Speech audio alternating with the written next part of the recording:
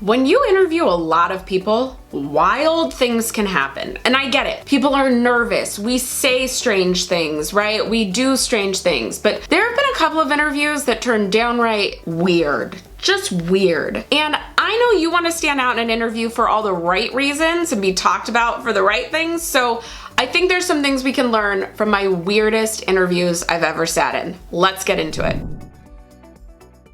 Okay, so if we haven't met, my name is Cassandra and I help people go from hating work to happy work. If you like these types of videos, please subscribe. I don't say that enough, so I'm saying it. Please subscribe. And before I talk about these interviews, please know I understand people are nervous. People make mistakes. I will do a video soon about my own interview mistakes because I'm not just pointing fingers here. I can point back at myself. So this is not to make fun of anybody, but these were just weird circumstances, and I think there are things we can learn from them. So that's why I wanted to share. This is not to be mean-spirited, but these are the stories I tell with friends, so I'm gonna tell you. Okay, in the third spot for weirdest interview, somebody sang, all right? So I will give a little bit of context. The prompt they were given was, teach me something. You have 5 minutes to prepare and then a couple of minutes, I can't remember how long, to teach it to me, right? And this person decided to teach us to sing. Now, the point of this question, if you ever get asked, teach me something, is I want to see how you disseminate information. How are you going to take something and break it down into parts so that I can do it? And the prompt also gave the ideas of it does not have to be anything revolutionary. You can teach me how to make a peanut butter and jelly sandwich. You can teach me how to make a paper airplane.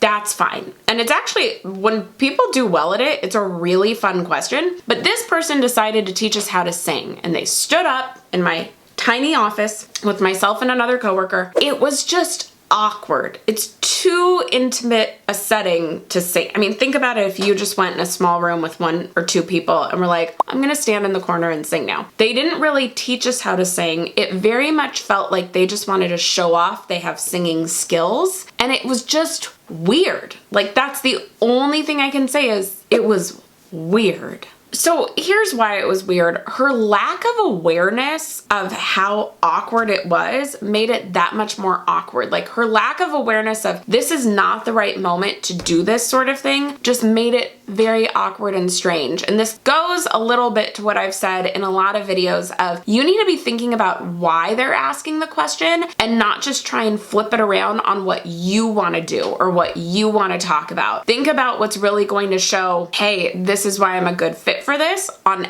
every answer. I will also say I think she panicked out of nerves, as is totally something that people do, but it was just strange. Now for the second weirdest, we had a candidate lead us in a guided meditation. It was at the point of an interview where the whole team comes in to watch the candidate's presentation. So this is a room of 20 to 30 people, and this candidate has 10 minutes to share with us what they did on the prompt, right? Their PowerPoint and their presentation. It is to show that you have public speaking abilities, but it's also to show, hey, here's how I share knowledge and here's my expertise. Here are the things I know. Let me show you that. They had 10 minutes and they spent 5 of those minutes walking us through a guided meditation that had nothing to do with the prompt. So this meditation was weird for 2 reasons. Number 1, I already said, it was a real miss from what the prompt was. It didn't have anything to do with the prompt they were given. They really pigeonholed it in there. I think it was them trying to think outside the box, and I'll share my feelings on thinking outside the box and creativity in a second. That's reason 1 why it was a miss. Reason number 2 was it was a total missed opportunity. So you only have 10 minutes to show us your expert knowledge, to wow our entire team, and you spent 5 of it wasted on a guided meditation when you could have been spending that time sharing what you know, sharing why you're a great fit, and look at what I can do. And instead they put us in a meditation. Now, for some of us, this was also just super stressful because I actually already stress out in these things that people are not going to stay within their time limit or that they're not using their time wisely on it. And trying to meditate and have my eyes closed and be in a field somewhere or whatever, I couldn't do it because the whole time I'm going, when are you going to get to your presentation? When are you going to get to your presentation? When are you going to tell me more about about the prompt. I want to hear what you have to say. I'm not going to be able to decide if you're a great candidate or not because you're still making me walk through a field of grass. Like, it just stressed me out. And then that goes to, if I'm feeling that way, other people are feeling that way, and now we have a negative connotation about you. She could have done great in the other 2 hours of interviews, but that's going to make us question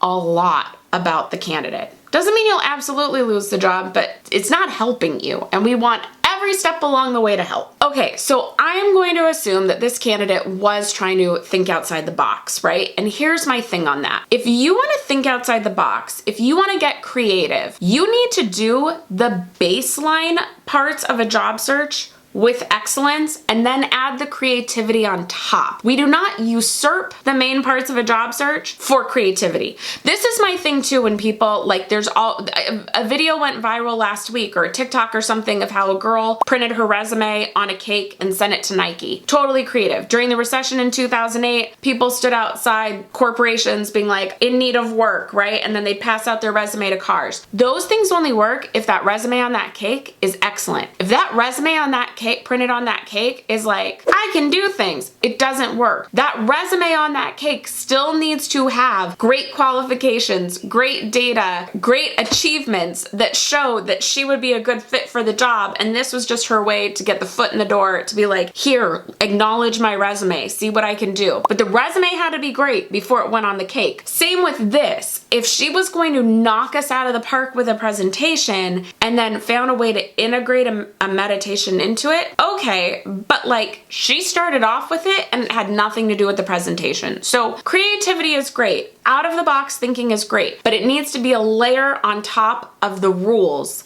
not instead of. This also goes to what I say all the time when candidates are like, or clients or people watching videos go, how do I stand out? How do I stand out in an interview? And I'm like, just do what we told you to do. Like, everyone's looking for the shortcut. Everyone's looking for the thing that's like, oh, if I do this thing, I can stand out and I don't have to do all these other steps. No, be the candidate who does all the steps and does them well, and you will stand out because you put in 110% of the effort and everybody else put in 50%.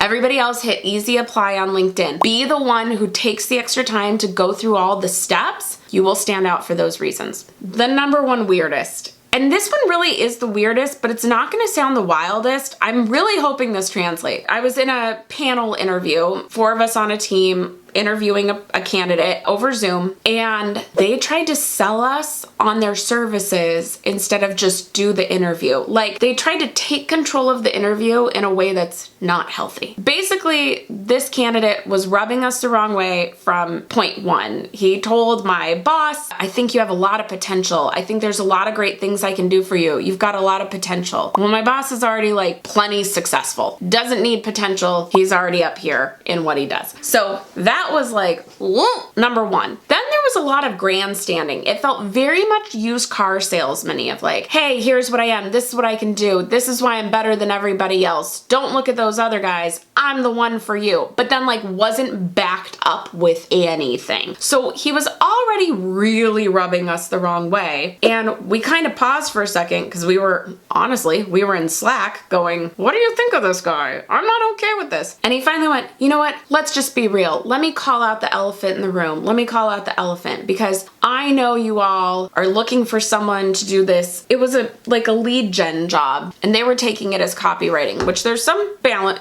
there's a mix there. It's like, I know you're looking for somebody to do this and you think my prices are too high because I want this much a month. It actually wasn't too high. So there too, like, don't be presumptuous. It's like, my prices are too high for you, but here's the thing. I will do twice the work of everyone else. When you see my work, when you see what I can do, I am so much better than those other guys. It's gonna be totally worth it. So like, come on, what do you say? How about we do this? And it was like, no, you are not in control in this situation. When an interview turns conversational and you go back and forth and it's not so much them asking you all the time, that's fine. That's not you trying to control it. This guy literally tried to control it, and in this way, in this very it's not gonna come through enough, but like in this very sleazy way that it just rubbed all of us the wrong way. And we were like, what just happened? Now for this person, I think they were just taught poorly how to interview. I don't have any assumptions to make other than like they read the wrong interview playbook and they need a total overhaul of what they did. But what we can learn from it is you need to be confident, yes, but back up what you're saying, and the line between confident and cocky can be very thin. So this is why it's great to practice with people and say, how did you hear my answer? How did you receive that? How does that how am I coming across to you?